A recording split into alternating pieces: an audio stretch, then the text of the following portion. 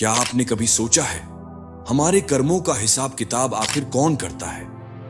क्या होता है जब भगवान स्वयं हमारे कर्मों का लेखा जोखा लेते हैं? कैसे तय होता है कि हमें अच्छे कर्मों का फल मिलेगा या बुरे कर्मों का दंड? स्वागत है आपका प्रज्ञा चक्षु पर, जहां हम हिंदू धर्म के रहस्यों को समझने का प्रयास करते हैं। आज हम आपको लेकर चलेंगे कर्म के सिद्धांत की ओर और जानेंगे कि कैसे हमारे कर्मों का लेखा जोखा किया जाता है। साथ ही एक रोचक कहानी के माध्यम से समझेंगे कि अच्छे बुरे कर्मों का फल कैसे मिलता है। कर्म का सिद्धांत। हिंदू धर्म में कर्म का एक गहरा और अटल सिद्धांत है। यह सिद्धांत कहता है कि हमारे हर कर्म का प्रभाव हमारे जीवन और हमारे भविष्य पर पड़ता है। हर अच्छा या बुरा कर्म एक ऊर्जा की तरह हमारे आसपास मौजूद रहता है, जो समय आने पर हमें वापस मिलता है। चाहे यह कलयुग हो या सतयुग, हमें अपने कर्मों का हिसाब देना ही पड़ता है। यही कारण है कि हमारे ऋषियों ने हमें अच्छे कर्म करने की सलाह दी, क्योंकि बुरे कर्म हमें बुरे परिणाम की ओर ले जाते हैं। कर्म के प्रकार। हिंदू धर्म के शास्त्रों में कर्म के मुख्यतः 3 प्रकार बताए गए हैं: संचित कर्म, प्रारब्ध कर्म और क्रियमाण कर्म। इन तीनों का हमारे जीवन और हमारे भविष्य पर अलग अलग प्रभाव होता है।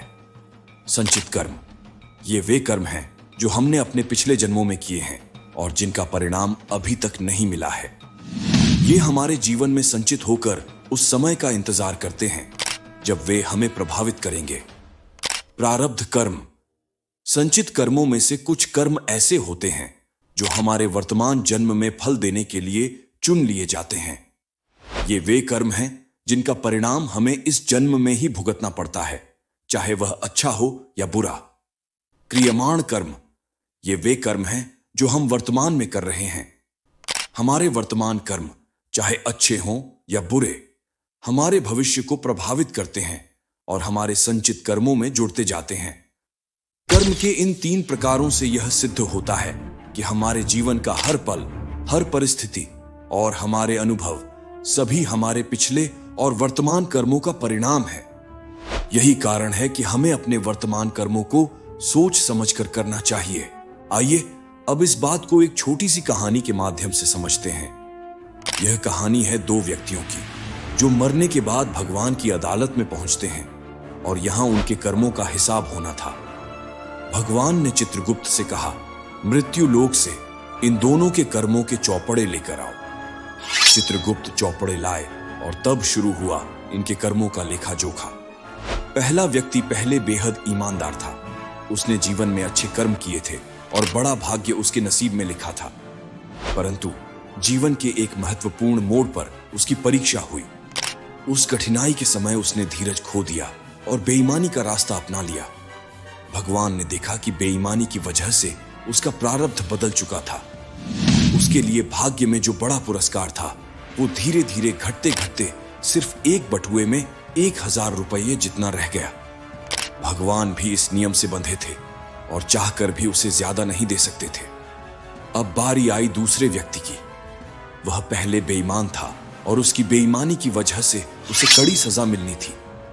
पर जीवन के एक मोड़ पर उसे सुधरने का अंतिम मौका मिला और उसने इसे अपने जीवन की दिशा बदलने के लिए अपनाया।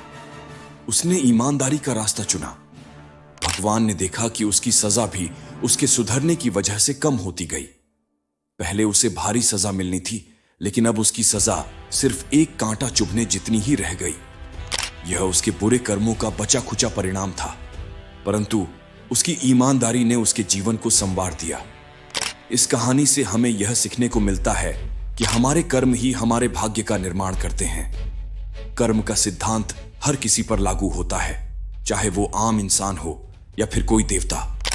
जो कर्म हम आज करते हैं, वही हमारे आने वाले जीवन का आधार बनता है। हमें हर परिस्थिति में अपने कर्मों को सुधारने और ईमानदारी से जीवन जीने का प्रयास करना चाहिए, क्योंकि यह ही एकमात्र तरीका है जिससे हम अपने भविष्य को संवार सकते हैं। हम उम्मीद करते हैं कि ये कहानी आपको सोचने पर मजबूर करेगी कि आपके कर्म आपके जीवन पर कैसा असर डालते हैं। इस वीडियो को लाइक और शेयर करें और जुड़े रहें प्रज्ञा चक्षु के साथ।